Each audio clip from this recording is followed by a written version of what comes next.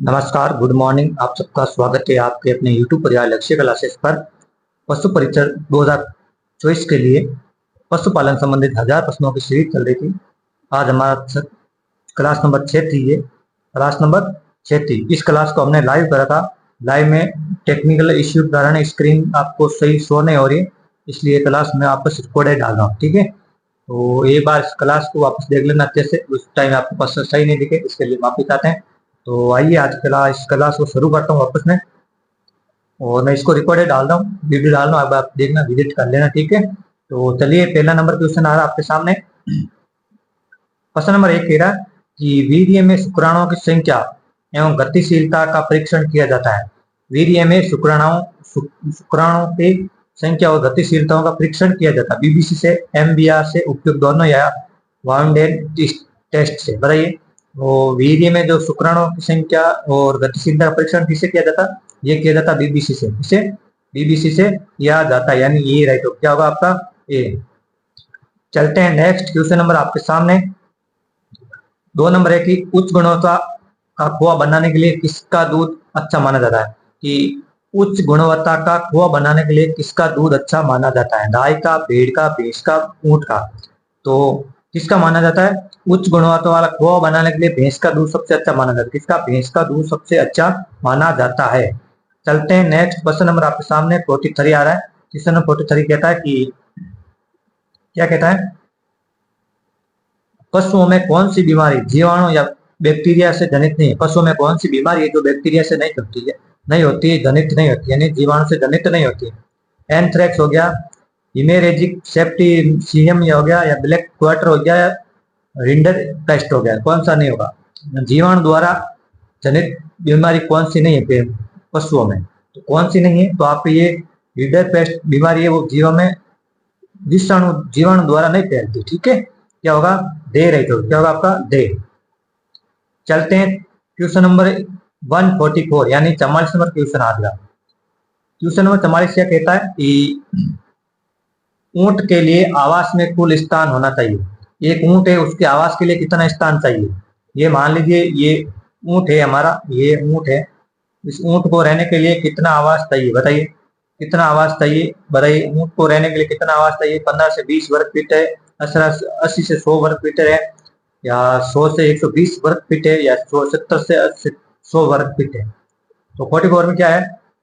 तो इसको चाहिए आपको कितना? 70 से 80 वर्ग, 70 से 100 वर्ग मीटर फीट, 70 से 100 वर्ग फीट, यानी दे रहे। तो क्या होगा आपका? दे। चलते हैं नेक्स्ट क्वेश्चन नंबर आपके सामने कि एक वयस्क गाय के लिए खुला स्थान होना चाहिए। तो एक गाय वयस्क, इसके लिए खुला स्थान कितना होना चाहिए?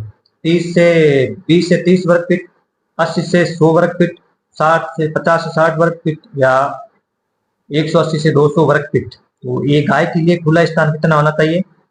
5 नंबर प्रश्न, यानी इसमें होना चाहिए आपके 80 से 100 वर्ग मीटर, 80 से 100 वर्ग फीट, 80 से 100 वर्ग फीट यानी स्थान होना चाहिए। 146 नंबर प्रश्न कहता है कि कृत्रिम गर्भाधान में काम लिए जाने वाली वीर्य शुक्राणु की गतिशीलता प्रतिशत होना चाहिए।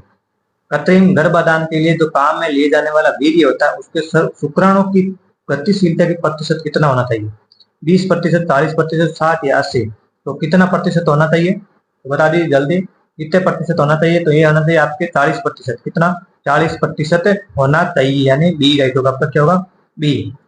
फास्ट फास्ट करेंगे क्योंकि पहले क्लास हो रुकी, आपको इसे रिकॉर्डिंग भी डालना हूँ एक बार कि कृत्रिम गर्भाधान में काम में लिए जाने वाली वीर्य कितने तापमान पर परीक्षित किया जाता है? कृत्रिम गर्भाधान के काम में लिए जाने वाले वीर्य को कितने तापमान पर परिरक्षित किया जाता है?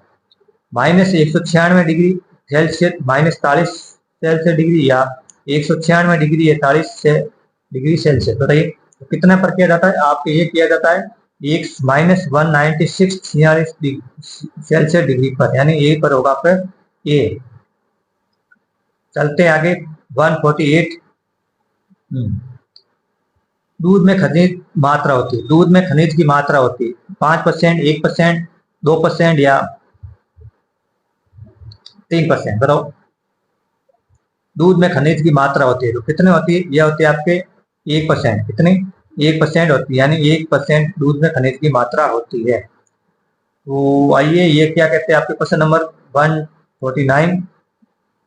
मुर्गियों में बधियाकरण को कहते हैं। मुर्गियों में बधियाकरण को कहते हैं डेपोनाइजेशन, डॉकिंग या डेलिसिंग या डूइंग। क्या कहते हैं? मुर्गियों में बधियाकरण को क्या कहते हैं? मुर्गियों में बधियाकरण को क्या कहते हैं? तो मुर्गियों में बधियाकरण को कहते हैं डेपोकेनाइसिस। डेपोनाइजेशन कहा जाता है। क्या कहा जाता है? केपोनाइजेशन, सॉरी, केपोनाइजेशन कहा जाता है। क्या कहा जाता है? केपोनाइजेशन कहा जाता है। केपोनाइजेशन, केपोनाइजेशन कहा जाता है, यानी आपका ए राइट। क्या होगा? ए। चलिए नेक्स्ट 150 क्वेश्चन नंबर कि पशुपालन साधारणतः सोडियम हाइड्रोक्साइड काम आता है। पशुपालन में साधारणतः तो सोडियम हाइड्रोक्साइड काम में लिया जाती है पशुओं की चमड़ी निकालने के लिए, सिंग रोधक में, या पशुओं में स्वच्छ रखने के लिए, या डेयरी में बर्तनों को साफ करने के लिए। बताइए, सोडियम हाइड्रोक्साइड का यूज क्यों लिया जाता है? कि ये लिया जाता है सिंग रोधन के लिए। किसके लिए? सिंग रोधन के लिए काम में लिया जाता है, यानी बी राइट होगा, यानी बी राइट आपका क्वेश्चन नंबर 50 में क्या होगा? बी। हाँ, ये 151 क्वेश्चन क्या कहता है कि पशुओं में आंतरिक कृमियों को मारने का कहलाता है। पशुओं में आंतरिक कृमियों को मारना कहलाता है। क्या कहलाता है? डिवार्मिंग, डिबकिंग या डेलिशिंग या डुबकिंग। बताइए क्या कहा जाता है? पशुओं में आंतरिक कृमियों को मारना कहलाता है। क्या कहलाता है? डिवार्मिंग या डिबकिंग कहलाता है, या डेलिशिंग कहलाता है, या डुबकिंग कहलाता है। 151 में क्या होगा? ये कहलाता है डिवार्मिंग। क्या कहलाता है? डिवार्मिंग। क्या कहता है? डिवार्मिंग कहा जाता है। डिवार्मिंग क्या कहा जाता है? डिमारिंग क्या कहता है? डिमारिंग क्या कहता है? डिमारिंग। चले आगे, ठीक है। चलिए नेक्स्ट क्वेश्चन नंबर आपके सामने। दूध में निम्न उत्पादनों से उत्पादन की वसा में मात्रा सबसे अधिक होती है। ये दूध से उत्पादन होने वाली चीज है, दूध पाउडर है, चीज है, घी है, पनीर है। वसा की मात्रा सबसे ज्यादा किसमें पाई जाती है? इन तीनों में। ये दूध से उत्पादन होते हैं, वसा की मात्रा सबसे किसमें पाई जाती है? घी में पाई जाती है। कितनी? 99% से भी अधिक गाय के घी में। ठीक है, 99% से भी अधिक। चलिए 153, भैंस नाकर अथवा पानी में तैर कर शरीर का तापमान नियंत्रण करती है, उससे कहते हैं। एक भैंस है, हम उसे नहलाते हैं या वो पानी में तैर कर अपना तापमान नियंत्रण करती है, उसे क्या कहते हैं? डिवार्मिंग, डिसबेडिंग, वेलोविंग या डिलिशिंग। बताओ क्या कहता है? डेलिशिंग। डेलिशिंग क्या कहलाता है? बताओ तो क्या कहला जाता है? भैंस पानी में तैर कर या नाक कर अपना तापमान नियंत्रण करती है, उसे कहते हैं वेलोविंग। क्या कहते हैं? वेलोविंग कहते हैं। क्या कहते हैं? वेलोविंग, वेलोविंग कहते हैं। ठीक है, क्या कहते हैं? वेलोविंग कहते हैं। आओ 154 कि ऊंट के बोलने की क्रिया कहलाती है। ऊंट के बोलने की क्रिया कहलाती है वेलोविंग, प्लेइंग, गार्गिलिंग या डिसबेडिंग। क्या कहलाती है? तो ऊंट के बोलने की क्रिया कहलाती है गार्गिलिंग। गार्गिलिंग कहलाती है। क्या कहलाती है? गार्गिलिंग, यानी शेर है तो क्या होगा? से। गार्गिलिंग कहलाती है। 155, दूध में पाए जाने वाला प्रोटीन है। दूध में पाए जाने वाला प्रोटीन कैरोटीन है, लैक्टोग्लोबिन है, कैसीन है, या लैक्टो एलुबिन है। एलुमिन, बताइए कौन सा है? दूध में पाए जाने वाला प्रोटीन कौन सा है? कैरोटीन है, लैक्टोग्लोबिन है, या कैसीन है, या लैक्टो एलुबिन है। बताइए कौन सा है? तो आपके ये कैरोटीन। कौन सा है? कैरोटीन। कौन सा है? कैरोटीन पाया जाता है। क्या है? कैरोटीन। ठीक है, क्या होगा? कैरोटीन। चले आगे। ठीक है, कैरोटीन। चलिए नेक्स्ट क्वेश्चन नंबर आपके सामने। हाँ, दूध का रंग सफेद होने का कारण है। दूध का रंग सफेद होने का कारण है कैसीन, कैरोटीन, या लैक्टोग्लोबिन, या लैक्टो एल्बिन। बताइए दूध का सफेद होने का कारण क्या है? क्या है? दूध के सफेद होने का कारण है आपके कैसीन। क्या है? कैसीन। दूध का सफेद होने का कारण क्या है? कैसीन। कौन सा है? कैसीन। ठीक है, चलते हैं आगे। 157, क्वेश्चन नंबर 157 कह रहा है कि निम्न से पशुओं का आंतरिक कर्मी है। पशुओं में आंतरिक कर्मी है। पिता कर्मी है, एक एक्सरी में, एक क्री से, या उपयुक्त दोनों, या बताइए। पशुओं में आंतरिक कृमि है, टॉप वम या एक्सट्रीम या दोनों, या कौन से? ये दोनों है, ठीक है। कौन सी? से राइट हो गए दोनों। चलते हैं आगे। क्वेश्चन नंबर आपके सामने ये लीजिए, आपके सामने क्या कहता है 158 कि दूध में वर्षा ज्ञात करते समय दूध की मात्रा लेते हैं। दूध में वर्षा की मात्रा ज्ञात करते समय दूध की कितनी मात्रा लेनी चाहिए वर्षा ज्ञात करते समय? 15 ml, 12 ml, 10.75 ml या 21 ml। तो कितने लेने चाहिए? लगभग आपके 10.75 ml, 10 से 11 ml दूध लेते हैं, ठीक है, दूध में वर्षा की मात्रा ज्ञात करने के लिए।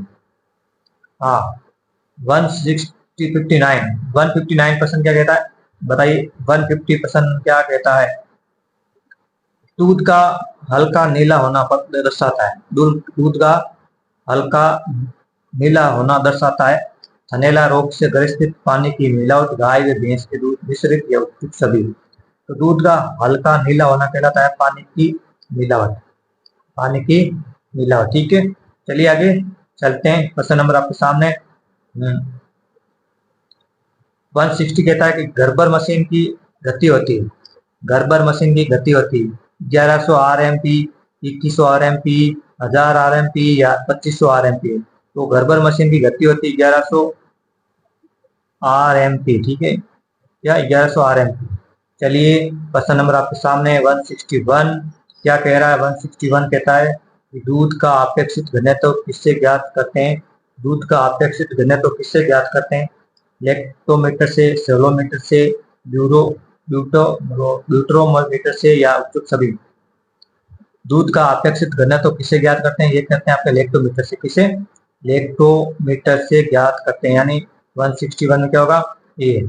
चलिए क्वेश्चन नंबर 162 क्या क्या है? 162 कि खीस में औसत वर्षा की मात्रा होती है, खीस में औसत वर्षा की मात्रा होती है 4%, 3%, 3.5 या 4.5। इसमें कितनी होती है बताइए? इसमें होती है आपके 4.5%। कितनी? 4.5% मात्रा होती है वर्षा की।